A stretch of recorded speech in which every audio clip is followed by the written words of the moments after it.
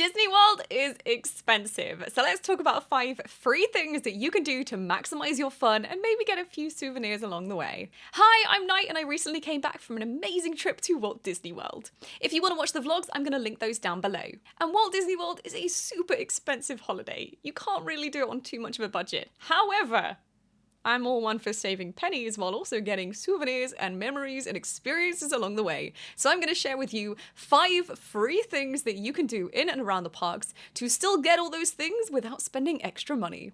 Please make sure you hit that subscribe button, the bell icon, and also like this video. And let me know down below if you knew these already or if maybe there's something that you know that we don't know. Let's share tips. We're going to start with number 5. There's a common misconception that you can't ride the Skyliner for free, that maybe you have to be staying in one of the resorts or maybe you need a park ticket, but you actually don't. You can ride it entirely for free. In fact, let's say you don't have a park ticket for that day. You could spend the day resort hopping. You could go from Pop Century to Riviera to Caribbean Beach Resort, all entirely for free. And the Skyliner is super fun. And if you catch it in the middle of the day on a good day, then it's super quiet as well. You can get on, you'll probably be alone in the carriage, and you can take in the beautiful views. Best thing of all, it kind of feels like you're on a ride. It's really fun, and I personally would recommend it. I rode the Skyliner as much as I possibly could when I was there, and it was great. It was so much fun. So even if you don't have a park ticket, then why not spend the day going on that Skyliner and resort hopping?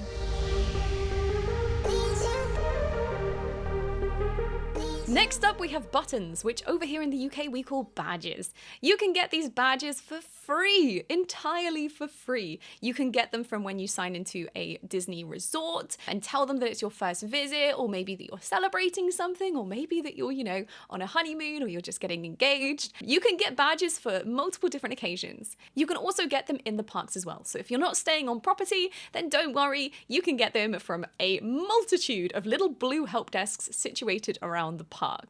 You'll also often find that cast members will be situated around special places like the castle, and they will also have some pin badges on their lanyard. So if they have those, you can go up and ask them for them and they will give them to you for free.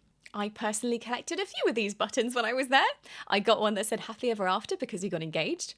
I got a first visit one because, of course, and I also got an I'm celebrating one. You can get the cast members to write on them in Sharpie, but I'm not gonna lie, I personally prefer it without any writing on at all. And I would show you them right now, but they seem to have gone missing. I have no idea where they've gone. I literally have all my Disney things in one big box and they've gone, so I don't know where they've gone, but they exist somewhere. I'll find them one day, probably tomorrow. Next, it's time for number 3.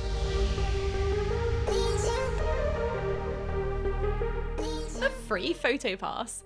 Hang on, what? So Disney offers a photo pass system which is super expensive, and they basically have photographers situated around a lot of key areas in the parks that can take your picture for you and it will go onto your device. However, this is upwards of like $39 a day, or if you're staying there for like a 2-week trip, it can be $200. And whilst this is sometimes included for British people when they are buying a package holiday, so keep an eye out for that, you can manage to get some of those pictures for free. The way you do that is literally by giving a cast member your phone. You can queue up to meet the characters or queue up to take a photo in front of the castle and ask the cast member to take a picture on your phone instead. So it will be the same background that you would have normally, but it's on your phone. And oftentimes, phone cameras pretty good, to be honest.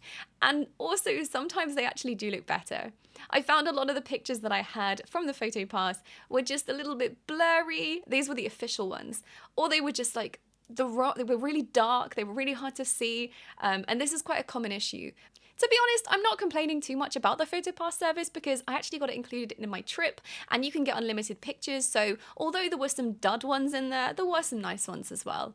However, if I were to do it again, I would actually ask them to take a picture on my phone as well. So if you don't have the PhotoPass, then don't panic, just ask them, please could you take a picture on my phone? And for number 2, we have coasters. Now, while these may not be the most exciting things to some of you, I personally love a free souvenir. So When I went to different restaurants and bars around Walt Disney World, I would often just ask them, please may I have a coaster to take away? And every single time they would come out with a handful of coasters, normally one of each kind. So I have some amazing ones from Tiffin's, we have some from Skipper Canteen, Ogre's Cantina, and they are so cool. I personally think they are super cool, and they were more than happy to give me them. So if you don't ask, you don't get. Now, I have definitely saved the best for last because this last one is a whole experience, including souvenirs for free. I don't know if you've noticed, but I'm a bit of a pirate fan. Pirates of the Caribbean is my jam. So when I found that there was a little hut next to the Pirates of the Caribbean ride in Magic Kingdom, I had to go explore. Now, this hut isn't open all hours of the day, but if you go about midday, it should be open and it should be manned by a cast member who will give you the option to go on a pirate treasure trail. If you go into the hut, this is where you can begin your pirate treasure trail, where you can scan in your magic band, or if you don't have a magic band, no problem, you'll get one of these which says A Pirate's Adventure, Treasures of the Seven Seas. And you will also get a map. This map is going to take you around the park so you can scan your magic band or your little cardboard key, I guess, and things will happen. Now, this was the coolest thing. Everything would interact with you in the park. Things would come to life. Animatronics, there would be smoke, there would be cannon fire, there would be fire, there would be water. It was unbelievable. And honestly, we didn't even see that many people utilizing this. So many people don't know about this. But there's, I believe, 5 different treasure maps that you can do. They do have them in different languages as well, but also these are just so cool. The experience itself was amazing. It was so much fun. It was one of my favorite things to do of all time, and I do have a video of this in one of the vlogs, which I will link below, and also a TikTok that is purely just this going on one of the treasure trails. So I'll link that down below as well if you want to see that. But the map itself is a really cool memento. It's so cool, especially if you are a Pirates of the Caribbean fan. I personally collected one of each because of course I did. I love them so much. And if you complete them, you get some treasure. Now, I'm not gonna lie to you, the treasure isn't too exciting because it is just playing cards. However, they have different items on them. So this one has a sword, this one has a shell. What else do we have? We have a skull over here.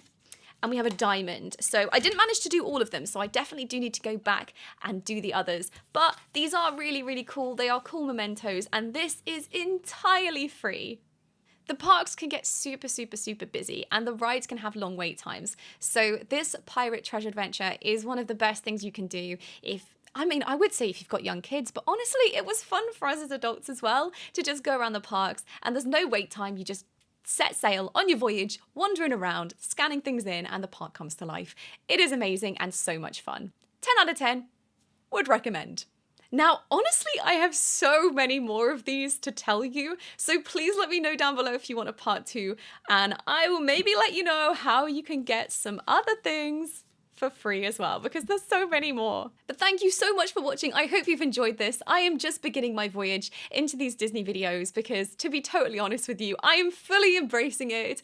I have tried to be a cool adult for so long, but in reality, I love Disney. I want to do some Disney videos. So as well as doing all of my gaming things on my other channel and all the other stuff, we're doing some Disney videos too, because heck it, I enjoy it. So if you enjoy them too, then please subscribe and leave a comment down below. Leave a thumbs up as well. And I will see you guys in the next video.